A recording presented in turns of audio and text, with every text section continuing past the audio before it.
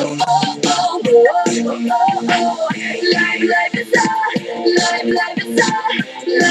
is a fairy tale. Hey everyone, you're watching DS 243. You may have noticed that the background's a little different. You know, the light's on, there's boxes, even the calendar page is different. I am just letting you all know that there is a change. I am redoing part 1 of A Cinderella Tale because I have finally finished writing the beginning of it. I felt there wasn't enough character development in order for you to get the right feelings for the characters. So, I worked on it and here it is. Oh, and just to make sure that you guys got this clear, just to make sure that I have this right, because like I went over the video when I read part 1, and so I'm trying to keep these things rolling, but I noticed that I showed you guys my new chair. Therefore, I should probably show you guys my new chair now so that you guys don't think, you know, I'm in a weird chair. So let me show you. Ow.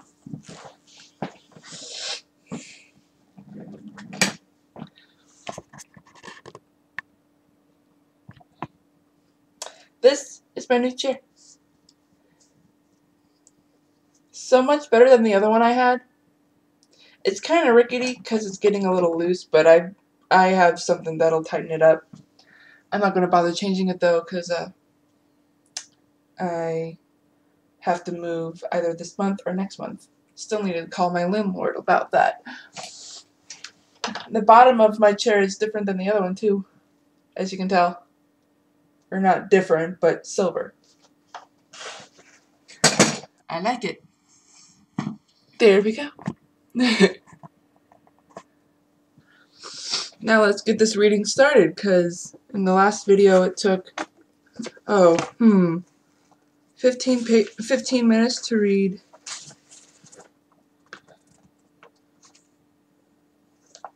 Oh, how much was it? 1, 2, 3, 4 pages. So I got a lot to read. Let's go ahead and get to it, because, like, not much time, as you can tell. So here we go. There he was. A young man was strolling down the sidewalk of a busy street, attending to every little detail that was beautiful and out of place. The street was buzzing with activity. It looked as if it was a farmer's market. Vegetables, fruits, fresh meat, fresh fish, and everything else were boxed and displayed. The young man passed a small booth for payment. He saw a bill sticking out from the cash box, and it was about to slip out with the wind. He rushed toward the payment booth. Someone saw him rushing and went after him. He gasped when he saw him fixing the bill and putting it back. "Thank you, young man," he said. The dashing young man nodded with a smile. The elderly man looked him over. The young man had close-cut brown hair and hazel eyes. He continued walking. He chuckled when he saw someone carrying flowers and store-bought groceries. He did a double-take when he realized the person looked familiar. It was a young woman, about his age. She was slightly plump, with flowing strawberry blonde hair in a ponytail, big gray eyes, and long, graceful legs. He couldn't stop looking at her. He thought she looked so beautiful and so familiar. He lightly shook his head and continued walking. The young woman walked on to her house. A few minutes later, she unlocked the front door and headed to a bedroom on the second floor. She pulled out something from her grocery bag. It was air freshener. She sprayed the bedroom. "There, now it doesn't smell like body odor," she whispered. "Are you saying I smell that bad?" someone asked. She whipped around and saw an athletic man, taller than her, with brown hair and brown eyes. She rolled her eyes. "Relax, Neil. Grandma Ellen is coming tonight. I want to make sure everything is spotless for her." "You do realize she's too old to smell the BO, right?" Neil told her. She crossed her arms and gave him a look. "Have you forgotten what it's like when this house is a mess and she's here?" He laughed. "You've been at this all week. You work too hard, Ashlyn." She rolled her eyes. He chuckled. "Remember that Mom wants us to get the ice cream and licorice whips." Then she laughed. "Licorice whips. I still find it funny that she eats those with ice cream." She walked to her bedroom. "Oh, remind me to clean the bathroom before 7. "What about Elliot? You promised him that you would take care of his bike while he was out of town." She scoffed. "Geez, you had to remind me of that now. My shift starts in 20 minutes. He sighed as he gave her a look. "Don't give me that look." He chuckled and shook his head at the same time. "Go to work. I'll check the bike today." She sighed and gave him a grateful look. You can thank me later. You can thank me later. Hurry now." "I'll be back around 5. She called out as she rushed to the bathroom. 10 minutes later, she was hurrying down the stairs. "Tell our Mom that if she thinks she can get away with using my eyeliner again, forget it." She laughed when she heard her brother's loud laugh. Loud laughter. That's better. Yellow leather.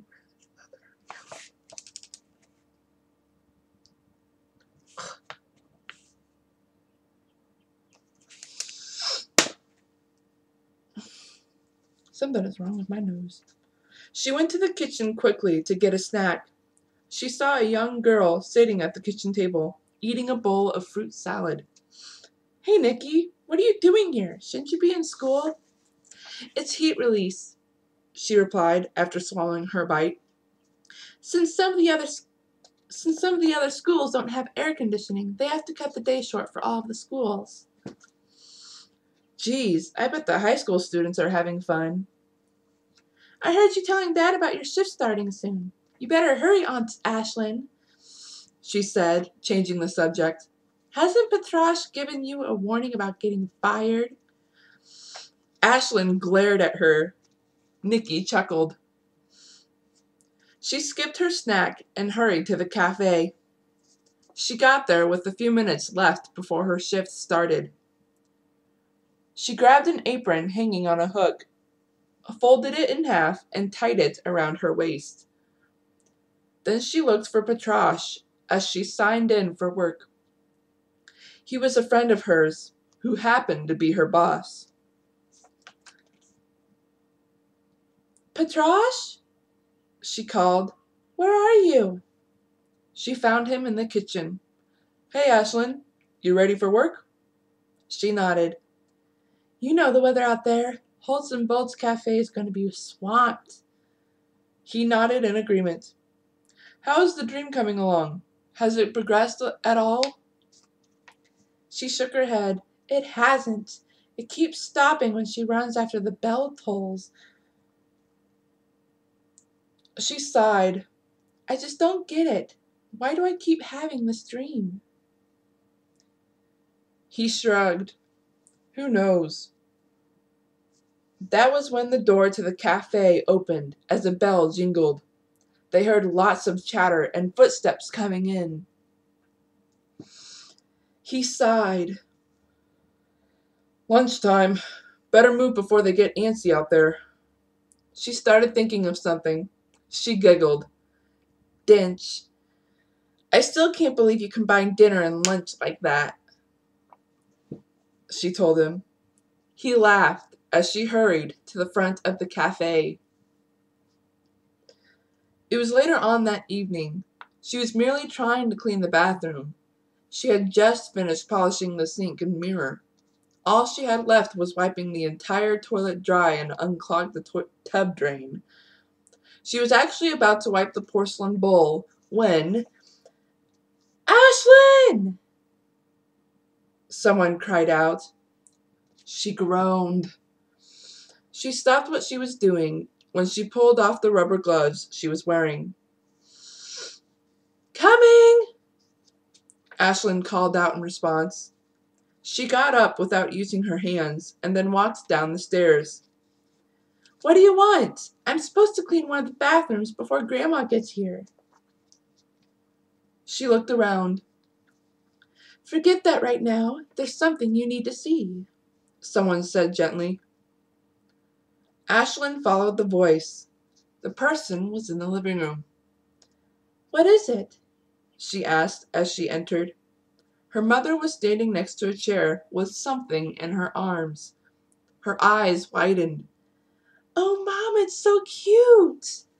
It was an orange calico cat. Where did you get the cat? I found him. The woman paused. More like he found me. The poor thing was stranded on the streets. Ashlyn hesitated before she took the cat from her. It's all right. I took him to the vet first thing. They said he is fine and gave him all the shots he needed. The vet didn't recognize the cat, so I thought you would want him. She picked up the cat from her mother. He looks so proper, she whispered. She smiled. He reminds me of another cat. What should we name him? Ashlyn looked him over and then looked him in the eyes.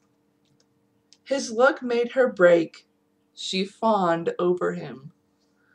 He looks like a Thomas to me. Thomas it is, her mom said with a nod. Boy, will Nikki be excited to see him. Won't she? She giggled, they giggled. Oh gosh, imagine how Neil and Elliot are going to react. Ashlyn giggled. They are going to go ballistic. Oh, give your brothers a break. Besides, I think Elliot has been wanting a pet for some time. Yeah, a bulldozer. I don't think he's going to like a cat. Who knows? Let's find out. I'm home, a girl cried out as she slammed the door closed. Ashlyn rolled her eyes.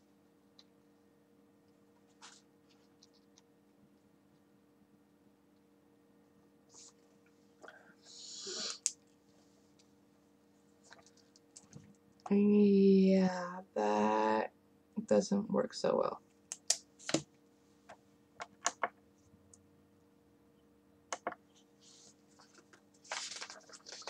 Frick. This is not going to work. How was crafts, Nikki? She asked her niece. Nikki entered the living room and saw the cat. Her eyes grew as big as saucers. A kitty cat! She took the cat from her aunt and held him carefully. She looked at Ashlyn and then her grandma. Ooh, Daddy's gonna be upset, she said in a sing-song way. They rolled their eyes. All right, I gotta get back to that bathroom. I have to make sure it's clean before Grandma arrives. I'm so excited Great-Grandma Ellen is coming. She looked at her grandma. Will we have ice cream tonight? We'll see, but you have school tomorrow. And I have work tomorrow. I can't be late for work again. Patras is at his wit's end. I bet it's 'cause of that dream, Nikki guessed. Wholesome Bolts deserves all your energy. She twirled her hair. I love that you're working there, Auntie Ashlyn. I think so too. I've never been late to work before until I started having that dream.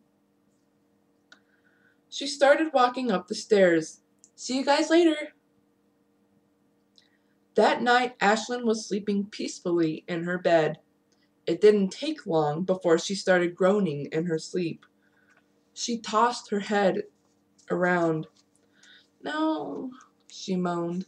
Leave me alone. Ashley, where's the book? Someone called out. Ashley, move that big box to the pantry. Ashley, get that cat off the piano, a third person cried, as random keys of the piano were pressed. Ashley, could you help me look for my gloves? A fourth person asked. It was quiet. The first person groaned and stopped searching. He left the parlor. Parlor? I thought it was a drawing room. Where is that girl? He muttered.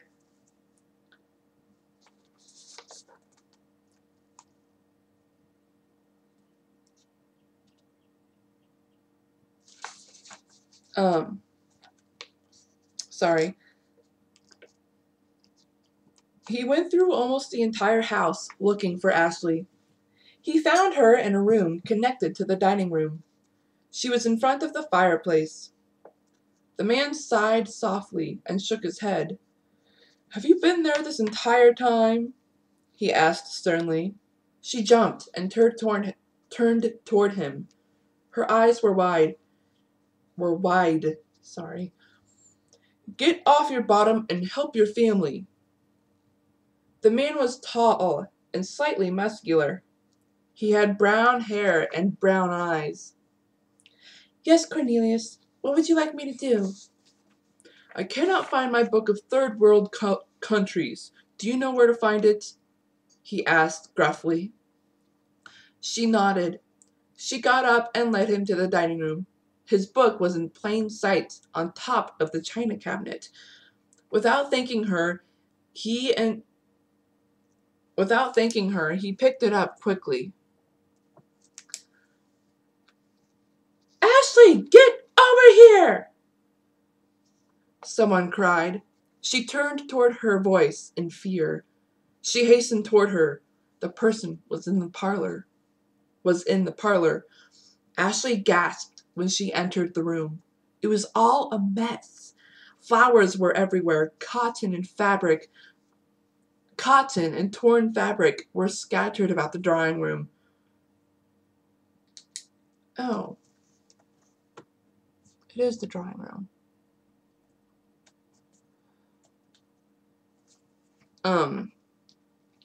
And there was a yellow spot near the piano. A calico cat was hiding under a long, fluffy sitting bench.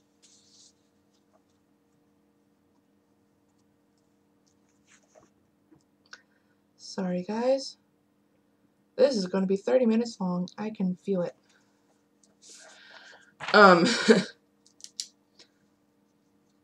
That is it! The woman yelled.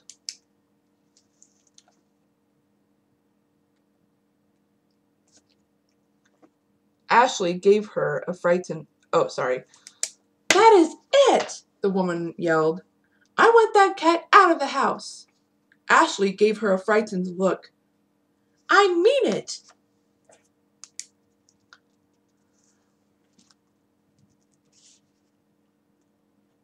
The woman was not that tall. Her poise was so perfect, though, that it made her seem taller. She had graying light brown hair and dark eyes. The look she gave Ashley made her eyes even darker. Yes, stepmother, she replied. She went toward the sitting bench and picked up the orange calico cat. Come here, Dexter, she whispered. Make sure Cornelius and Cordelia know that their carriage will be here soon. I do not want them to be late to the mayor's annual dinner." She nodded. Then Ashley left the house through the front door. She looked at her cat. "You and I both know Agatha only let you stay because of Cordelia," she told him. "At least you will not have to deal with Agatha any longer. Do you remember what I told you last week?" Her cat gave her a soft look while sniffing her. "I am certain you do." She sighed. "You are free now." She gave him a kiss. The cat meowed. Then she put him down. He walked off with a happy step, his tail pointing upward. As she entered the house, she heard a lot of activity going on. "Cordelia, pick up the pace! Hurry up!" Cornelius called. The girl's footsteps could be heard upstairs as she searched for her dress gloves. "Ashley!" Cordelia called out in panic. "I cannot find my dress gloves. Where are they?" She rushed from her bedroom to the bathroom as Ashley hastened up the stairs and helped her look for them. Her stepmother was standing next to Cornelius. "Where is Sterling?" she muttered. "Sterling, come see your brother off." "I'm coming, Mother," the man quietly called out. He was already entering the foyer. Sterling was just as tall as his brother, but not as muscular. He had long, dirty blonde hair and orange eyes. "Cornelius, enjoy your time at the dinner." "I will if Cordelia comes to my side this very second," he muttered harshly. "Calm down, brother. She is at the proper age to experience the world." His brother did not calm down. In fact, he yelled the next second. "Ashley, get my daughter down here right now!" At that very second, she and Ashley were hastening down the stairs and toward the foyer. Cordelia apologized profusely. "I'm ready, Father. Let's go. We shouldn't be late by more than a few minutes." Cornelius walked out the front door and went to their carriage. Cordelia looked at Ashley and hugged her. "Remember, when Sterling marries, you are welcome to come live with me. I know how harsh Grandma treats you." "Oh, I know how harsh Grandmother's is on you, Aunt Ashley." Ashley smiled. "Thank you, Cordelia," she said. "I will manage." "No matter what they say, you are beautiful in my eyes," she whispered. Ashley's smile widened even more. Cordelia rushed out of the house to her transportation. In a matter of minutes, Ashley was in that same room in front of the fireplace. She looked around the room in a daze. "Ashley, set the table!" her stepmother cried out. "At once, ma'am," she replied. As she grabbed the silverware and went to the dining room, she started humming. She continued humming as she set up the table. Words came out as plates were being placed. End of part 1. Why is my wrist hurting? Time check. Hey, that went faster than I thought. I find this hard to believe that my wrist is hurting. I've hardly been on my computer today.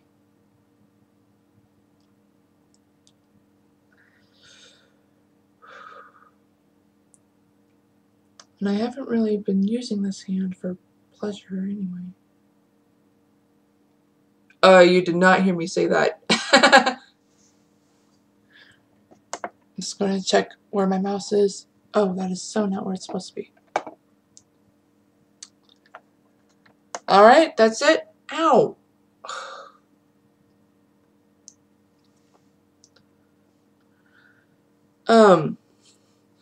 Next video,